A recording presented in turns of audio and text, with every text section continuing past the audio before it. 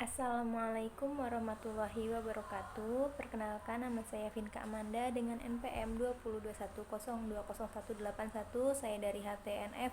Saya akan mempresentasikan hasil makalah saya dari mata kuliah Tafsir Ayat dan Hadis Ahkam Siyasah dengan judul Kajian dan Hadis tentang Pidana Pencurian dan Korupsi.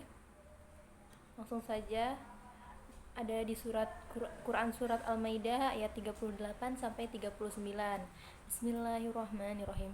Wassariqu wassariqatu faqta'u aydiyahuma jazaa'an bima kasaba nakalam minallah wallahu azizun hakim.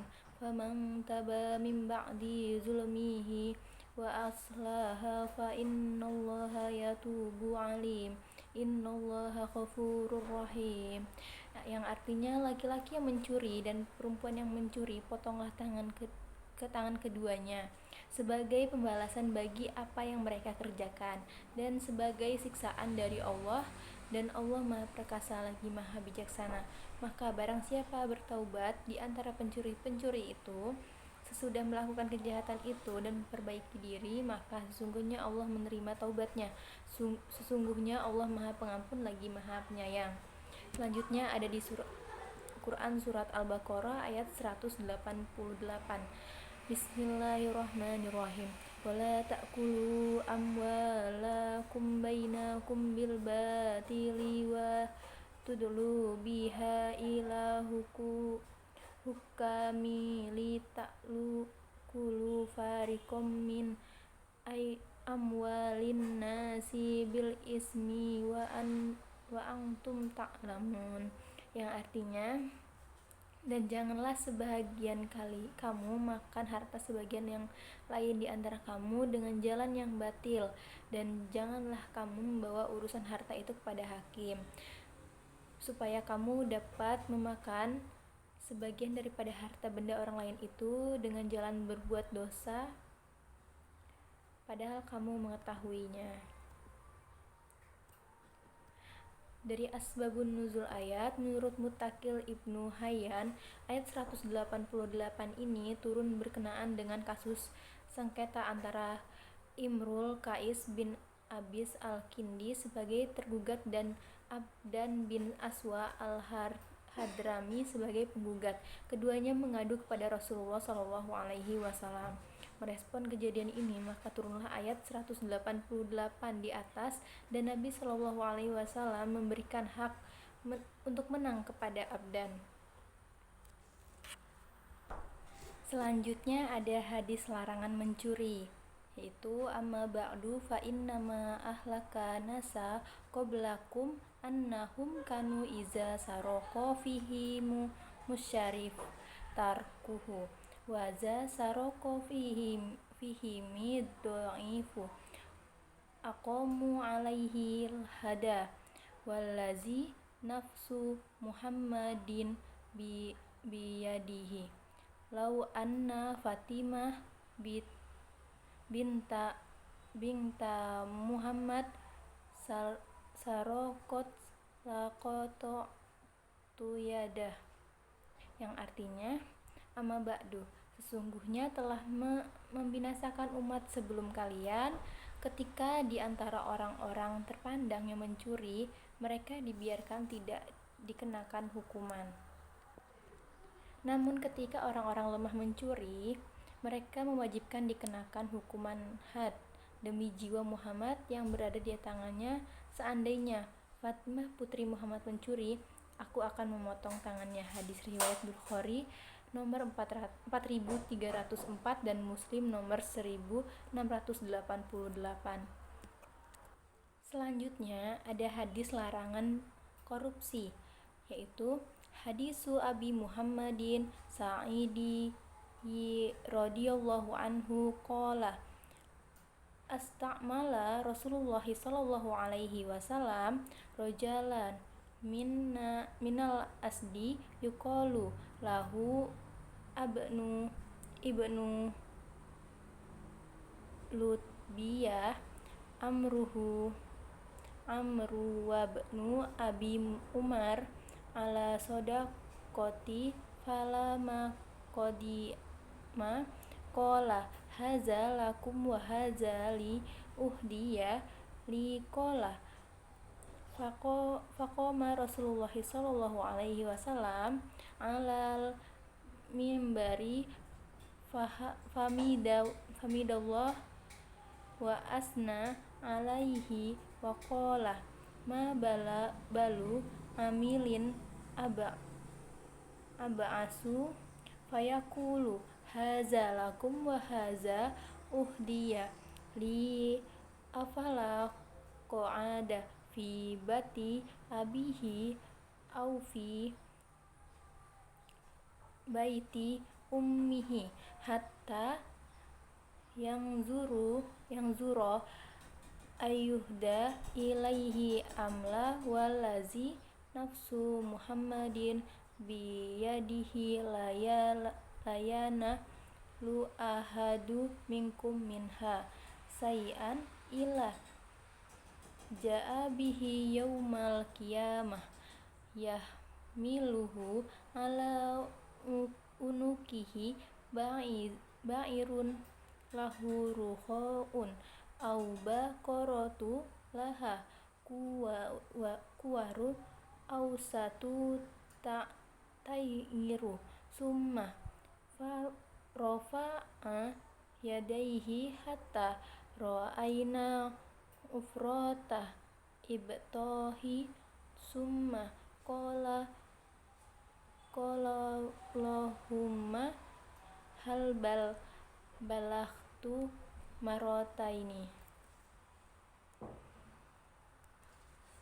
Diriwayatkan dari Abu Humaid As-Sa'idi radhiyallahu anhu, ia berkata, Rasulullah shallallahu alaihi wasallam telah memberi tugas kepada seorang laki-laki dari kaum Asad yang dikenali dengan Ibnu Lutbiyah. Ia ikut Amru dan Ibnu Abu Umar untuk urusan sedekah.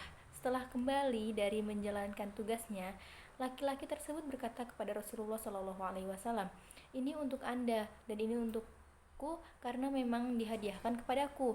Setelah mendengar kata-kata tersebut, lalu Rasulullah shallallahu alaihi wasallam berdiri di atas mimbar. Setelah mengucapkan pujian-pujian kehadiran Allah, beliau bersabda, Adakah patut seorang petugas yang aku kirim untuk mengurus suatu tugas berani berkata, "Ini untuk Anda dan ini untukku karena memang dihadiahkan kepadaku." Kenapa? Karena dia tidak duduk di rumah bapak atau ibunya tanpa memegang jabatan apa-apa sehingga ia menunggu apakah dia akan dihadiahi sesuatu atau tidak demi zat Muhammad yang berada di tangannya. Tidaklah seorang dari kalian mengambil sesuatu darinya kecuali pada hari kiamat kelak dia akan datang dengan memikul di atas lehernya. Jika yang diambil itu seorang unta, maka seekor unta itu akan mengeluarkan suaranya, atau seekor lembu yang mengeluh, atau seekor kambing yang mengambek. Kemudian beliau mengangkat kedua tangannya setinggi-tingginya sehingga nampak kedua ketiaknya yang putih. Dan beliau bersabda, "Ya Allah, bukanlah aku telah menyampaikannya sebanyak 2 kali." Dari kandungan hukum ayat hadis tentang larangan pencurian dan korupsi, yang pertama adalah pencurian adalah mengambil hak milik orang lain dan cara rahasia dari tempat menyimpannya, baik menyimpan pribadi atau umum. Jika mencuri barang milik sendiri atau barang milik bersama, atau ada sebagian miliknya, seperti mengambil barang gadaian miliknya atau mengambil harta dari baitul mal, maka tidak bisa dijatuhi hukuman potong tangan. Nilai barang curian yang dapat dikenakan hukuman potong tangan menurut mayoritas ulama adalah minimal 1/4 dinar. Memiliki nilai ekonomis atau harta dan halal diperjualbelikan. Jika barang yang dicuri itu kurang dari 1/4 atau tidak bernilai ekonomis atau barang haram diperjualbelikan, maka tidak dikenakan hukuman tersebut. Yang ketiga, pelaku pencurian dapat dihukum jika berakal sehat dan sudah baligh. Yang keempat, pencurian yang dapat dihukum harus ada bukti 2 orang saksi yang betul-betul menyaksikan dengan jelas atau berdasarkan pengakuan dari si pelaku. Yang kelima, hukuman pencurian menjadi gugur dan adanya pengampunan atau kata maaf dari pihak korban pencurian atau pencuriannya tobat sebelum kasus dilaporkan kepada aparat. Yang keenam, hukuman potong tangan dalam ayat tersebut hanya boleh ditetapkan jika kasusnya benar-benar memenuhi syarat formil dan material atau syarat pencuri barang yang dicuri, tempat pencurian, dan keadaannya, dan tidak boleh diterapkan sembarangan atau hanya berdasarkan dugaan atau keraguan-raguan atau disebut dengan syubhat. Yang ketujuh, haram memakan harta atau penghasilan yang diperbolehkan dengan cara batil atau tidak halal seperti hasil dari pencurian, sogokan, atau perampokan. Selanjutnya yaitu ada contoh kasus pencurian. Yang pertama, kasus pencurian emas pegawai KPK berinisial IGAS terbukti mencuri barang bukti perkara korupsi berupa emas hampir 2 kg. IGAS merupakan anggota satuan tugas pada Direktorat Barang Bukti dan Eksekusi atau Labuksi. Emas itu merupakan barang rampasan perkara korupsi atas nama Yaya Purnomo, mantan penjabat Kementerian Keuangan. Selanjutnya, bentuknya ada emas batangan. Kalau di total semuanya jumlahnya ada 1.900 gram. Jadi 2 kilo kurang 100 gram. Ketua Dewan Pengawas KPK Tumpak Pengebaan dalam konversi pers Kamis 8 April 2021. IGAS diduga mengambil emas batangan itu dan digadaikan untuk pembayaran utang. Menurut Tumpak, IGAS memiliki utang cukup banyak akibat berbisnis. Sebagian daripada barang yang sudah diambil ini, yang dikategorikan sebagai pencurian atau setidaknya penggelapan ini, digadaikan oleh yang bersangkutan, karena yang bersangkutan memerlukan sejumlah dana untuk pembayaran utang-utangnya. Kata Tumpak, cukup banyak utangnya karena bersangkutan ini terlibat dalam satu bisnis yang tidak jelas atau foreign exchange market itu, ucap dia. Tumpak mengatakan, selama 2 pekan terakhir, Dewas telah menggelar sidang penggelaran kode etik terkait kasus tersebut.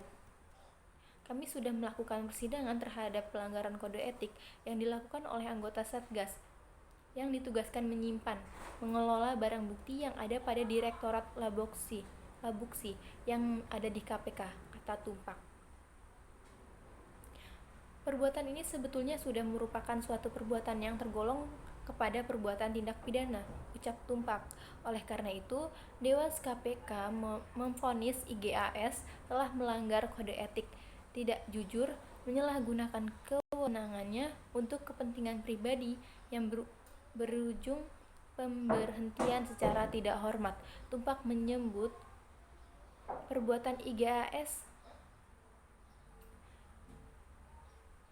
berpotensi merugikan keuangan negara dan merusakan citra integritas KPK.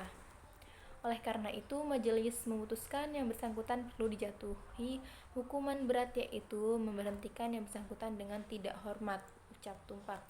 Selanjutnya ada lagi kasus korupsi, yaitu Bupati Nonaktif Nganjuk, Novi Rahman Hidayat menjalin sidang perdana perkara topik terkait penerimaan dan pemberian uang dalam mutasi jabatan di lingkungan Pemkab Nganjuk, Senin 30 Agustus 2021. Dalam persidangan yang berlangsung secara virtual tersebut, posisi terdakwa Novi berada di rutan kelas 2B Nganjuk. Sedangkan tim jaksa, tim pengacara, dan majelis hakim berada di Pengadilan Tipikor Surabaya. Kepala Kejaksaan Negeri atau Kajari Nganjuk Novi Tenporo Suto mengatakan dalam sidang itu Novi dan 6 terdakwa lainnya didakwa korupsi dalam kurun waktu sejak Februari 2021 sampai dengan April 2021 atau setidaknya pada satu waktu dalam tahun 2021 setidaknya sebesar 2 juta 225 juta dengan total gratifikasi jumlah 692 juta 6.092 juta 900, jelas Nopi dalam rilis tertulis yang diterima Kompas.com Selasa 31 Agustus 2021. Bupati nonaktif Nganjuk didakwa korupsi jual beli jabatan, terima gratifikasi 692 juta. Tim JPU membacakan dakwaan dalam sidang perdana perkara korupsi dengan terdakwa Bupati Nganjuk nonaktif Novi Rahman Hidayat CS di Pengadilan Tipikor Surabaya, Senin 30 Agustus 2021. Tim JPU membacakan dakwaan dalam sidang perdana perkara korupsi dengan terdakwa Bupati Nganjuk nonaktif Novi Rahman Hidayat CS di Pengadilan Tipikor Surabaya. Ilustrasi sidang gugatan Bupati nonaktif Nganjuk Novi Rahman Hidayat menjalin sidang perdana perkara Tipikor terkait penerimaan dan pemberian uang dalam mutasi jabatan di lingkungan Pemkab Nganjuk, Senin 30 Agustus 2021. Dalam persidangan yang berlangsung secara virtual tersebut, posisi terdakwa Novi berada di rutan kelas 2B Nganjuk, sedangkan tim jaksa, tim pengacara, dan majelis hakim berada di Pengadilan Tipikor Surabaya. Bupati nonaktif Nganjuk minta 10 juta sampai 15 juta rupiah untuk pengisian jabatan perangkat desa kepala kejaksaan negeri atau Kajari. Nganjuk Nopi Tonnophero mengatakan dalam sidang itu Novi dan 6 terdakwa lainnya didakwa korupsi dalam kurun waktu sejak Februari 2021 sampai dengan April 2021 atau setidaknya pada suatu waktu tahun 2021 setidaknya sebesar 225 juta dengan total gratifikasi jumlah 692 juta 900, jelas Nopi dalam rilis tertulis yang diterima Kompas.com Selasa 31 Agustus 2021. Nopi melanjutkan JPU dalam persidangan itu yakni tim gabungan jaksa dari Kejari atau Kejaksaan Negeri Nganjuk, jaksa dari Kejaksaan Tinggi Jawa Timur, dan jaksa Kejaksaan Agung. Adapun Nopi bertindak sebagai perwakilan tim jaksa dari Kejari Nganjuk. Selain Novi, terdakwa lainnya yang juga menjalani sidang yakni Ajudan Bupati nonaktif Nganjuk M. Iza Muhtadin. Selanjutnya Camat nonaktif Pesdu Priyono, ex-Camat Sukomoro Tri Basuki Widodo. Camat nonaktif Tanjung Nganom Eid Suryanto, Camat nonaktif Berbek Haryanto, dan Camat nonaktif Lokeret Bambang Subagio. Agenda persidangan adalah pembacaan dakwaan oleh tim jaksa penuntut umum. Tutur Nopi untuk Nopi dan M. Iza Muhtadin didakwa dengan pasal 12 huruf E Undang-Undang Nomor 31 Tahun 1999 sebagaimana diubah dan ditambah dengan Undang-Undang Nomor 20 Tahun 2001 tentang perubahan atas Undang-Undang Nomor 31 Tahun 1999 tentang pemberantasan tindak pidana korupsi JU pasal 55 ayat 1 ke 1 KUHP atau pasal 12B atau pasal 5 ayat 2 JO pasal 5 ayat 1 huruf A atau pasal 11 Undang-Undang Nomor 31 Tahun 1999 tentang pemberantasan tindak pidana korupsi sebagaimana diubah dengan Undang-Undang Nomor 20 Tahun 2001 tentang perubahan atas Undang-Undang Nomor 31 Tahun 1999 tentang pemberantasan tindak pidana korupsi JO pasal 55 ayat 1 KUHP Patanopili. Selanjutnya yaitu analisis pemakalah mengenai kasus.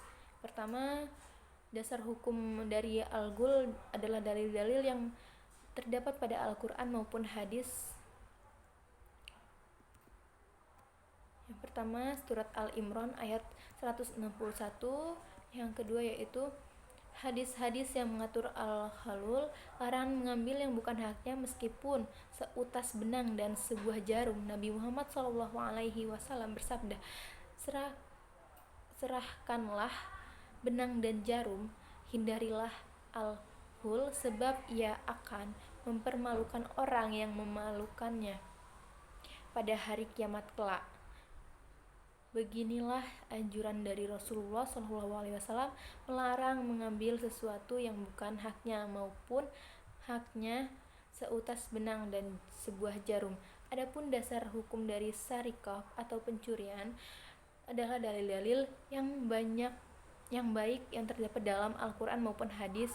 Yang pertama itu ada di surat Al-Maidah ayat 5, Al-Maidah surat ke-5 ayat 38.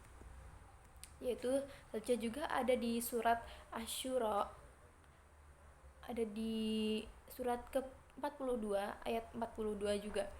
Nah, selanjutnya ada sabdaan Nabi, yaitu Nabi SAW bersabda, tidak akan masuk surga orang yang kerjaannya memalukan pungutan liar. Hadis riwayat Abu Daud. Rasulullah bersabda, tahukah kamu siapakah orang yang bangkrut muflis itu? Sahabat menjawab, wahai Rasulullah, orang yang bangkrut itu adalah orang yang tidak memiliki dirham atau kekayaan.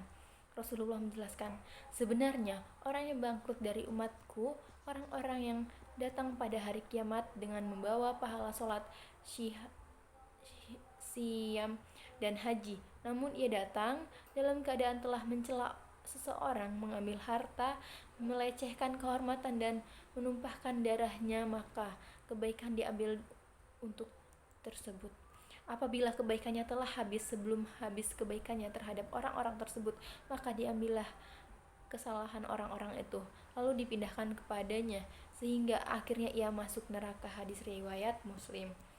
Pencurian adalah perbuatan yang dilakukan dengan sengaja untuk mengambil barang milik orang lain secara melawan hukum. Tindak pidana pencurian merupakan perbuatan mengambil suatu barang yang sama sekali atau sebagian termasuk kepunyaan orang lain dengan maksud memiliki barang tersebut dengan melawan hak sebagaimana yang terdapat dalam pasal 362 KUHP. Tindak pidana pencurian termasuk dalam jenis kejahatan yang ditujukan kepada harta benda.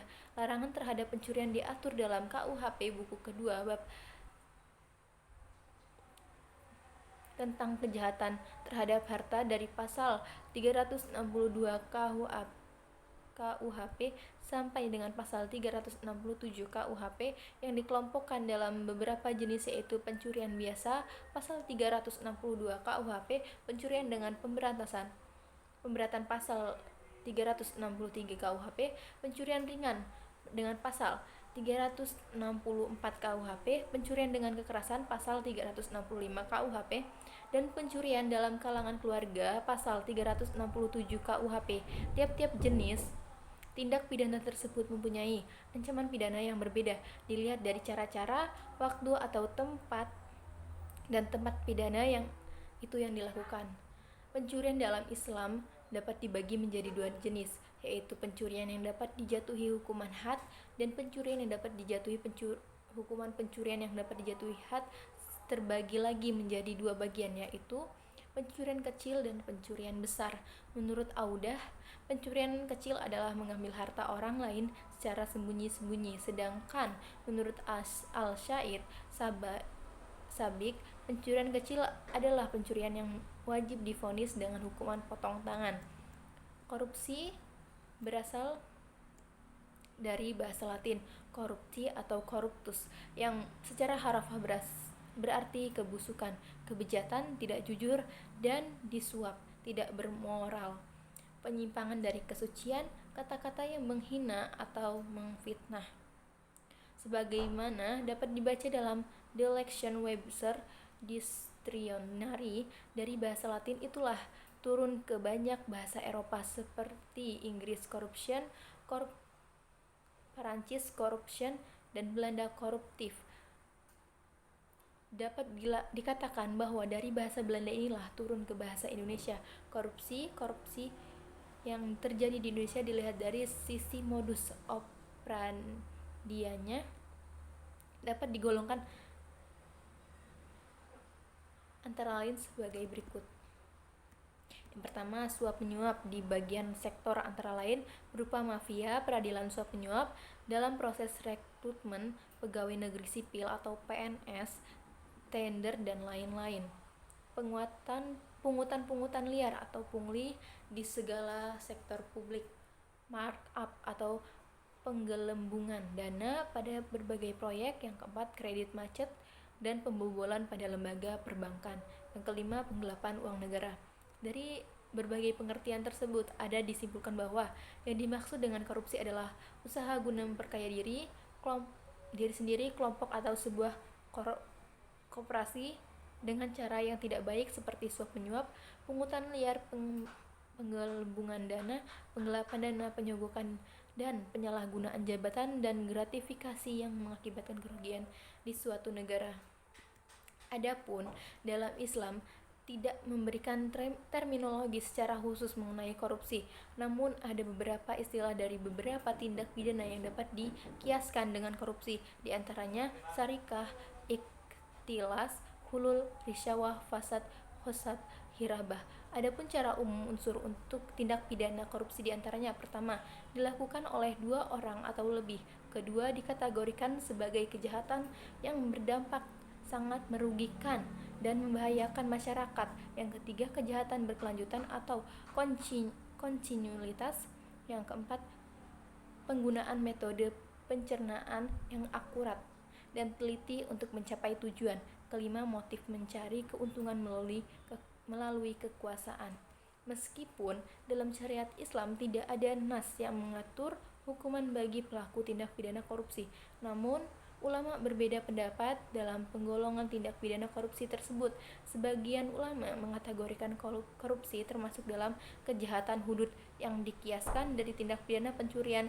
Hal tersebut dikarenakan secara umum unsur tindak pidana korupsi memiliki kesamaan dan tindak pidana pencurian, sedangkan mereka yang mengklasifikasikan tindak pidana korupsi sebagai kejahatan takzir dikarenakan ketiadaan nas yang mengatur dan memberikan kadar hukuman bagi tindak pidana korupsi ini secara khusus. Meskipun hukuman tindak pidana korupsi adalah takzir, namun hukuman dari pemerintah harus lebih berat dari hukuman pencurian karena dampak yang ditimbulkan dari kejahatan korupsi lebih berat daripada kejahatan pencurian. Sebagaimana yang dilakukan beberapa negara maju dalam memerangi tindak pidana korupsi ini. Misalnya di Arab Saudi, koruptor diperlakukan sama dengan pencuri. Para koruptor yang terbukti bersalah mencuri uang rakyat dan negara dijatuhkan hukuman pacung. Tidak jauh berbeda, pemerintah Cina sudah lama menerapkan hukuman mati bagi koruptor yang terbukti merugikan negara, yaitu 215.000 miliar. Menurut data Amnesty International, ada 4.000 orang dijatuhi hukuman mati setiap tahun karena melakukan korupsi. Eksekusi hukuman mati pada koruptor pun beragam, ada yang digantung dan ada yang ditembak mati. Bahkan proses hukuman mati dilakukan di lapangan dan dipertontonkan di hadapan banyak orang sebagai pelajaran kemudian. Di Jerman, orang yang terbukti korupsi di negara ini akan dijatuhkan hukuman penjara seumur hidup dan wajib mengembalikan semua harta hasil korupsinya. Selanjutnya yaitu ada kesimpulan. Potong tangan adalah hukuman yang sangat asasi dalam pencurian. Pencurian dalam kitab Undang-Undang Hukum Pidana KUHP diatur dalam buku kedua tentang kejahatan terhadap harta benda dari pasal 362 sampai dengan pasal 367 KUHP dengan ancaman hukuman tergantung dari jenis tindak pidana yang dilakukan. Namun, hukuman potong tangan ini bagi pencuri dalam syariat Islam tidak diberlakukan di Indonesia karena Indonesia mengadopsi hukum barat dengan menggunakan KUHP di mana pelaku pencurian tidak dihukum potong tangan melainkan dipenjara atau didenda, sedangkan pencurian dalam Islam merupakan perbuatan pidana yang diancam dengan potongan tangan. Oleh karenanya tidak hapus dengan adanya pemaafan baik dari korban maupun dari penguasa. Hukuman ini tidak boleh diganti dengan hukuman lain atau yang lebih ringan daripadanya. Allah berfirman dalam Al-Quran surat Al-Maidah ayat 38, selain itu syarat-syarat pencurian yang divonis dengan potongan tangan, taklifas atau cakap hukum, kehendak sendiri atau ikhtiar, dan sesuatu yang dicuri itu bukan barang syubhat. Selanjutnya, seorang muslim dituntut bersikap jujur, amanah, sementara koruptor mempunyai sifat kebalikan dari itu, yakni penipu dan serakah. Dalam Islam, korupsi merupakan perbuatan fasad, yakni merusak tatanan kehidupan, mengancam jiwa dan harta banyak orang. Pelakunya harus mendapatkan hukuman berupa takzir setimpal yang bentuknya ditetapkan oleh hakim. Harta yang dapat dari hasil korupsi adalah harta haram. Keharaman harta tersebut tidak berubah jadi halal meskipun harta tersebut digunakan untuk kebaikan atau kegiatan amal. Sekian presentasi dari saya. Jika ada salah kata saya mohon maaf, kepada Allah saya mohon ampun. Ihdinas siratal mustaqim, Allahumma fiq ila aqwamit thoriq. Wassalamualaikum warahmatullahi wabarakatuh.